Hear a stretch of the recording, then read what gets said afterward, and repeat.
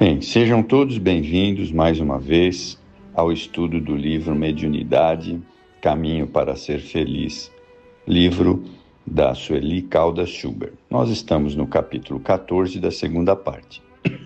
Este capítulo fala sobre a obsessão. Bom, vamos começar.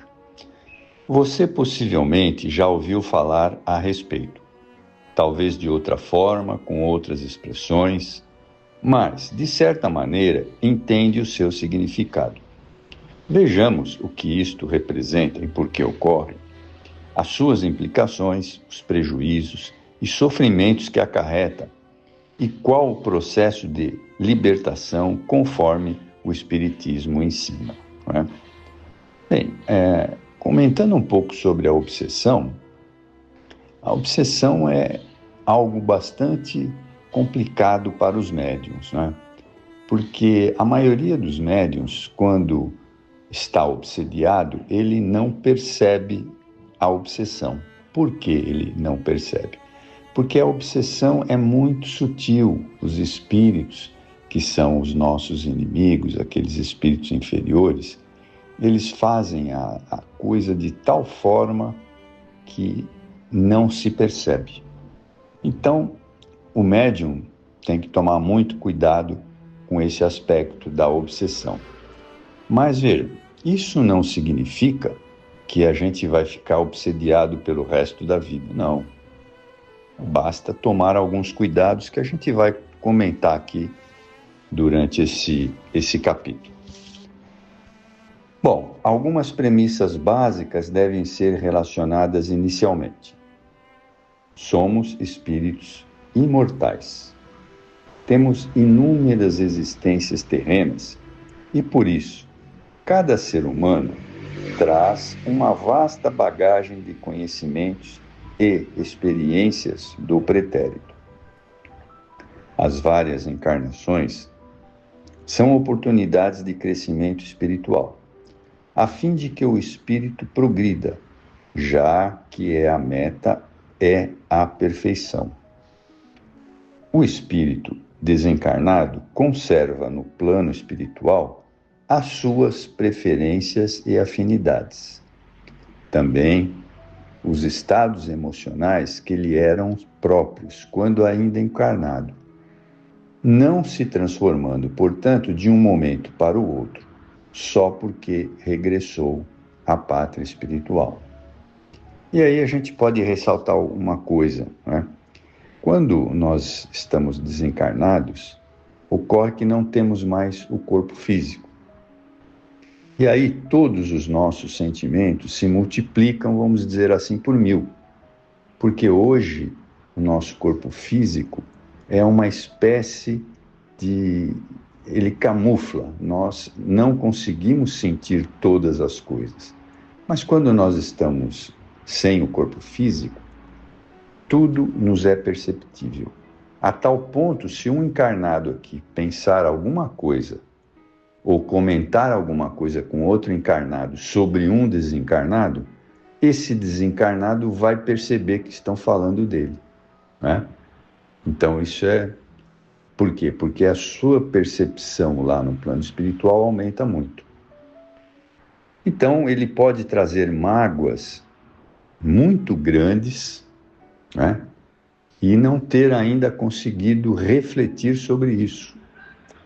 Então, por isso que se dão as obsessões. É claro que a obsessão, ela pode ser de vários tipos, que depois vai falar aqui no livro, né? A obsessão mais comum é a de um desencarnado para um encarnado. Mas ela pode ser também de um encarnado para um desencarnado. E pode também ser de um encarnado para outro encarnado, né? Agora, a grande vantagem do espírito obsessor desencarnado para um encarnado é que o encarnado não pode vê-lo. Então, muitas vezes ele não tem como se defender, né? Assim, a grosso modo, claro, né? Porque aqui vai dizer algumas técnicas de como a gente pode proceder nesses casos. Mas vamos continuar aqui o livro. Assim, o indivíduo passa para o outro lado da vida levando consigo os mesmos sentimentos e ideias que cultivou na Terra. Afeições e rivalidades, atos de boa vontade ou não, mágoas ou desejo de vinganças, sensualidade ou revolta. Tudo, enfim, permanece fazendo parte do seu íntimo. Só que, como eu expliquei para vocês, isso se multiplica por muito, porque não tem mais a barreira do corpo físico. Esses estados, todavia, podem ser mudados com o tempo e a partir da conscientização dos prejuízos e da inutilidade dessa forma de ser e agir. Isso demora, às vezes, anos, às vezes pode demorar séculos, né? Depende muito do espírito. Ocorre ainda a possibilidade de a pessoa arrepender-se diante da surpreendente realidade da vida espiritual. E aí sim, optar por sua transformação interior.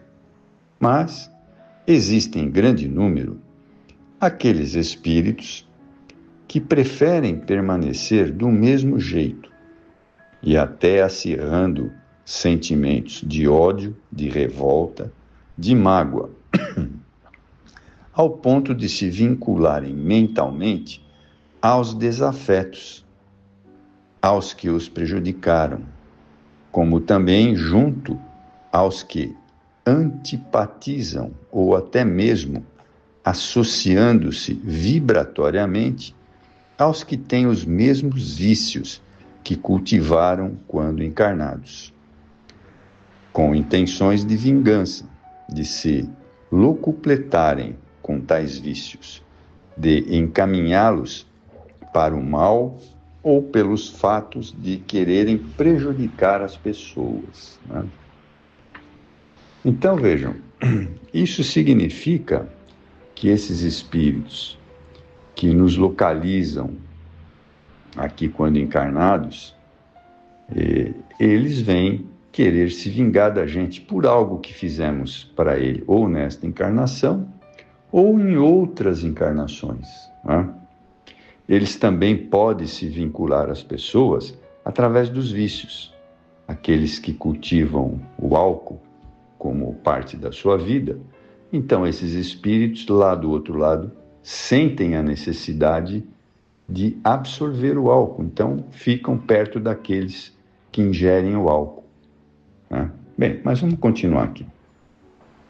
A obsessão, segundo Allan Kardec, em O Livro dos Médiuns, capítulo 23, é o domínio que os espíritos inferiores adquirem sobre os encarnados, passando a modificar-lhes o teor dos próprios pensamentos e, em estágios mais graves, subjugando-lhes o psiquismo e a vontade. É uma sintonia que se estabelece entre o perseguidor e a sua vítima, e aquele passa a comandá-la telepaticamente, num processo hipnótico, porque é feito repetidamente, né? Então, esses espíritos usam uma técnica de colocar na mente da gente sempre a mesma situação. Então, quando a gente tiver uma ideia fixa sobre alguma coisa e percebe que essa ideia não é sua, mas por que eu estou pensando nisso toda hora? Tem que se ligar um sinal de alerta. Bem, mas continuando aqui. Aliás, esse capítulo é muito grande, nós vamos dividi-lo em duas partes, tá? Na fase inicial, são ideias negativas que brotam na mente da pessoa e que são contrárias à sua maneira habitual de encarar e pensar a vida. Podem surgir ideias de prejudicar os outros, de roubar, de matar, de prostituir-se, de suicidar-se, enfim, pensamentos cujas características não se coadunam com aquilo que a pessoa sempre teve como conduta e forma de ser, evidenciando em um autoexame mais cuidadoso, não lhe pertencerem. Né? Então vejam bem, quando a gente tem pensamentos contínuos que não são do nosso dia a dia, prestem atenção. Em outros casos, insuflam a tristeza, o desânimo, a raiva, a depressão, a mágoa, detonando que são espíritos de ordem inferior. Né? Uma outra coisa também que é um caminho aberto para a obsessão é medo, ter medo das coisas. Né? E fora isso tudo aqui que ele colocou, né? Que a Sueli colocou, a tristeza, o desânimo, depressão, né? E hoje em dia tudo isso é muito simples, porque apesar de toda essa tecnologia que existe, as pessoas estão muito sós, né? Então eu recomendo, para que nós saiamos dessas depressões, uma coisa muito simples: fazer alguma coisa que você gosta, né? Que nem depende dos outros. Por exemplo, eu gosto de jogar futebol. É um exemplo, vai jogar futebol. Eu gosto de cantar num karaokê. Vai cantar num karaokê. Eu gosto de dança. Vai dançar. Então a gente precisa fazer coisas que nos dão prazer, para nos tirar dessas sintonias depressivas. Bem, mas vamos continuar aqui. Outra categoria é dos espíritos viciados, que se vinculam a encarnados com as mesmas preferências, para assim prosseguirem nos hábitos nocivos que cultivaram quando na Terra. Porque a dependência prossegue no mesmo nível, visto que dela não se libertaram ainda, né? E é muito mais difícil, porque, como eu falei no começo, a pessoa não tem o corpo físico, então tudo aquilo fica multiplicado por 1000. Então, se ela gosta de beber, gosta de fumar, gosta de usar droga, ela vai precisar disso. Então, é uma maneira de chegar perto de um encarnado com essas características e ficar sugando o halo desse encarnado. Mas continuando.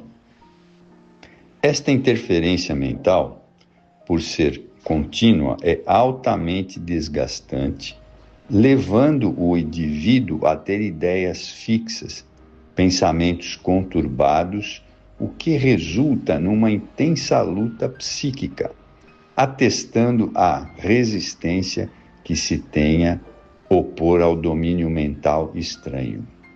Pode ocorrer ainda que a pessoa ouça vozes, dando-lhes ordens, que não deseja seguir, ou palavras ofensivas e de baixo calão, de cunho sexual, de violência, ou pensamentos de teor religioso, quando a pessoa começa a ouvir que tem uma missão, que ela é poderosa, né?